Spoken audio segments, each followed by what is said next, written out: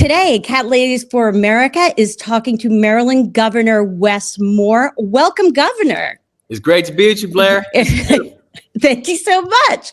Now, before we jump into the real stuff, I know you have a wonderful dog named Tucker. Yes. Adorable. And we love our uncatted allies. We are completely on board. But it is my obligation to ask, do you have any maybe cat ladies, cat daddies, cat folks in your life, maybe who's influenced you, maybe who's talking in your ear saying maybe Tucker wants a little kitty cat friend? I know Mayor Scott's got, cats and dogs, they can be together. Any chance of that? They definitely can be together. So we do have a dog now, and it's funny. I've grown up my whole life with dogs. We've had Sure. from the youngest time I remember, we've had dogs, and kind of throughout. The other thing though is that my wife is allergic. So Oh, really? I don't know if we could have that type of. And thankfully, our dog is hypoallergenic. Right. So she can deal, but she's very allergic to that. Well, I'm just going to say this. This is a no judgment situation. I'm just going to mention that Mayor Mamdani in New York is getting a series of shots. That's all I'm saying. That's all I'm saying. And we'll just leave that to something to think about over there. There's other fish to fry today. I'm gonna talk to you about it. I'll talk to you. We'll take this offline. Okay. So the main thing we're going to talk about today is that Maryland is in the midst of redistricting, or just for normal people, we're redrawing our maps that we use for election, like who votes in what, for what district. Yep. And why are we doing this now? People are busy. There's a lot of stuff going on. Why should they care about this right now? Well, I mean, they should care because this is something that was inspired not by us, but frankly, it was inspired by Donald Trump.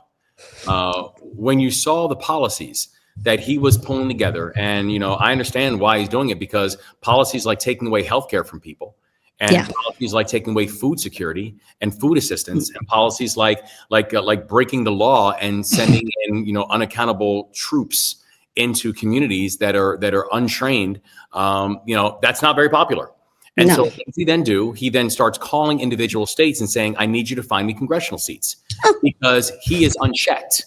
We currently have an unchecked executive. Yeah. And so we now all of us have an obligation to say that if the rest of the country is going to have a conversation about mid-decade redistricting, then why would Maryland sit on our hands while Texas and Florida and North Carolina and Ohio and Missouri and all these other places are just following the leader and doing what he tells them to do? And so we went through a very different type of process in Maryland, where I actually started a redistricting advisory commission, which is a bipartisan commission, and spent months talking to Marylanders, hearing their thoughts and ideas. They came back with recommendations. The Maryland House has already debated, discussed, made adjustments, and they voted on it, and they passed it. And now it's up to the Maryland Senate to simply do the same thing. We're just asking them to follow democracy.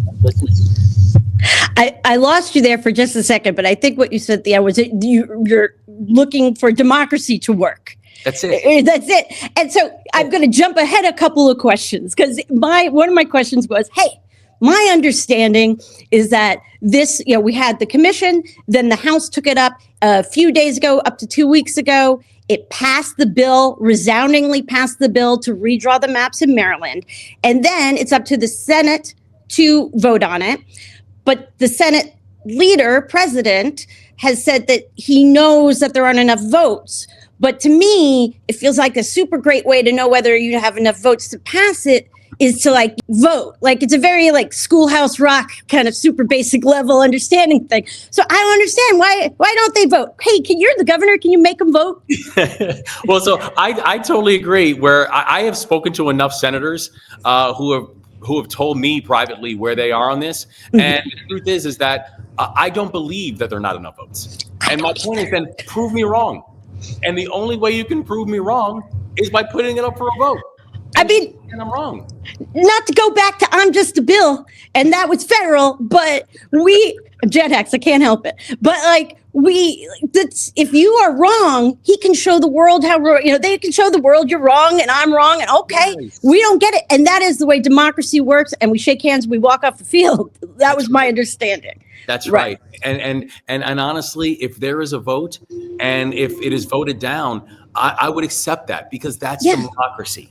Yes. But what I cannot accept, and I will never just move on from defending our democracy. I'm never just going to move on from seeing what is happening to our communities right now as we speak and knowing that we have an opportunity to do something about it. And we're just going to sit on our hands. And so that's my push. I now live in Baltimore. It is my adopted home. I love it. I'm originally from New Jersey. God help me. And like, I thought we were fighters here. That's part of why I love moving to Baltimore. I thought we were fighters here. So what do you say to people? I've heard little arguments. People are like, well, somebody told me it was unfair to draw them now instead of later. Or somebody told me there wasn't enough time to do it in the Senate because Senate things. It feels like there's a moving goalpost a lot of the time with this. What should we be focusing on? There's a constantly moving goalpost, and it's so unbelievably frustrating because we have folks who are using their time and their energy to explain why we shouldn't do it, why we shouldn't protect our people, instead of actually using it to show why we should. And we have seen some senators who have shown real courage. You know, we've seen people like Senator Arthur Ellis. We've seen people like Senator Clarence Lamb. We've seen people who have said, wait a second, you know, the arguments about how it doesn't pass legal muster is just not true. And we know we've spoken with enough lawyers. We know we've heard that from our former Attorney General, that Jamie Raskin, the constitutional lawyer, just put out a memo yesterday breaking down and obliterating the legal argument as to why this cannot be done. And so it's like, but we continue coming up with reasons and excuses. We say like, well, it's just too late. Well, these deadlines are arbitrary. They're made by politicians, so they can be changed by politicians. But we cannot allow them to do that. It is exactly the kind of thing that drives regular people insane. Yes. Like when you say, because of this norm in this extraordinary circumstance, we're not going to rearrange the chairs at this dining table to fit everyone because usually the chairs are here. And it just doesn't make any sense to regular people. And so thank you for explaining that we're right. It doesn't seem to make sense. We don't want to be foisted on the petard of norms. Petard is not a regular word. Correct.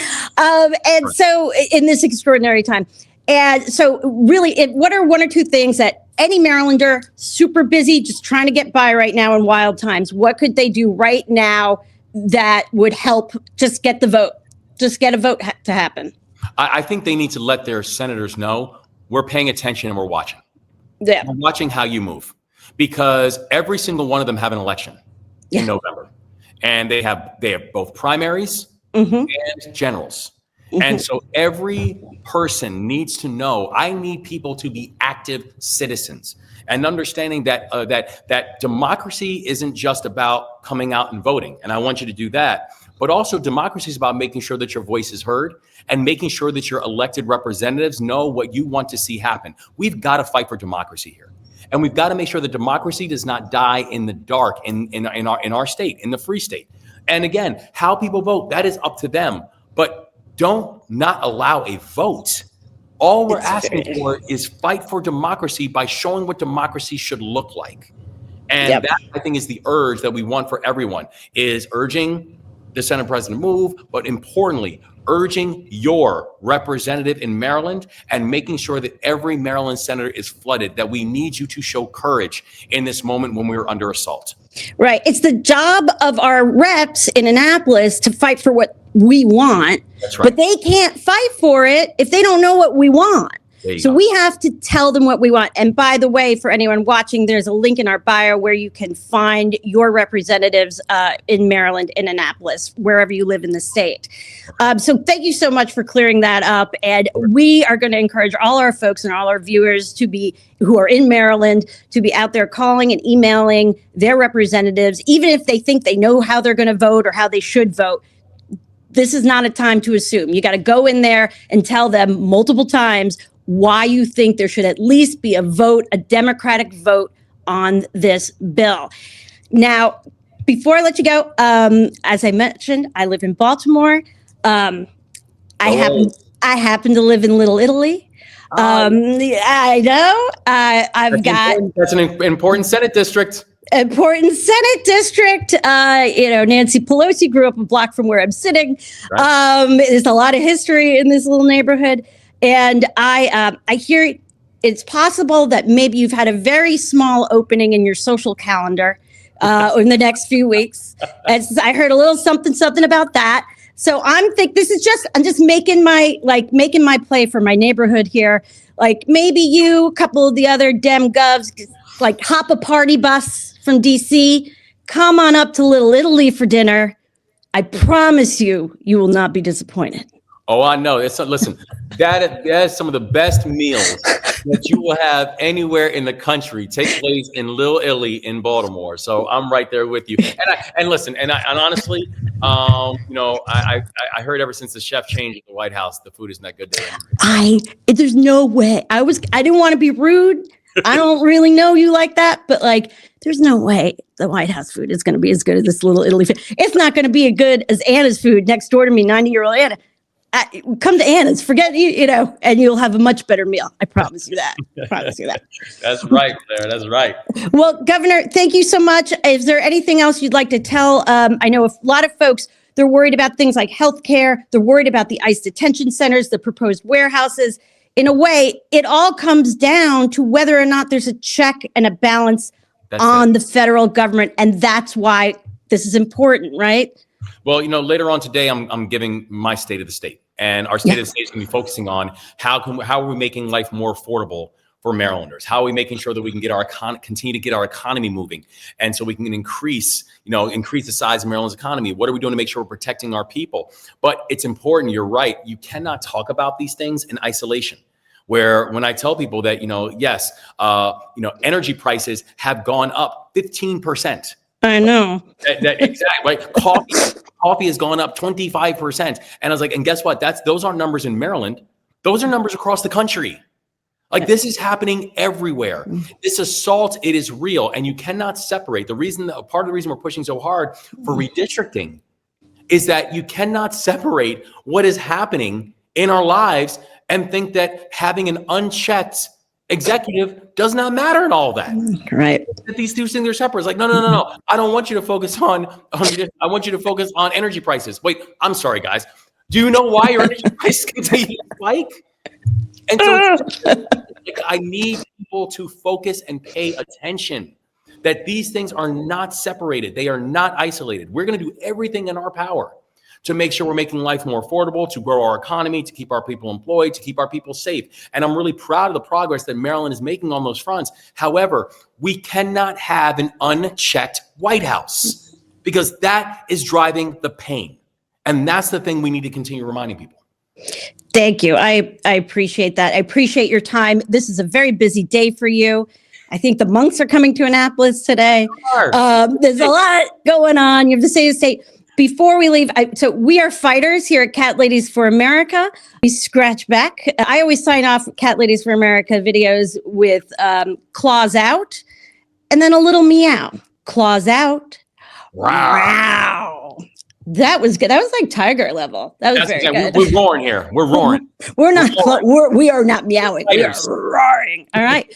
Point made. I've been out-catted by the governor. You know what? There's a pair of these in the mail coming at you. I love it. All right. Thank you so much for your time. I super appreciate it. And good luck to all of us and the people of Maryland. Amen. Amen. And go O's. Oh, man. Let's pitching. I'm worried about pitching. Oh, God, man. That's another conversation for another time. Okay. Fingers crossed. All right. Thank you, sir. Thanks, Blair. Bye-bye.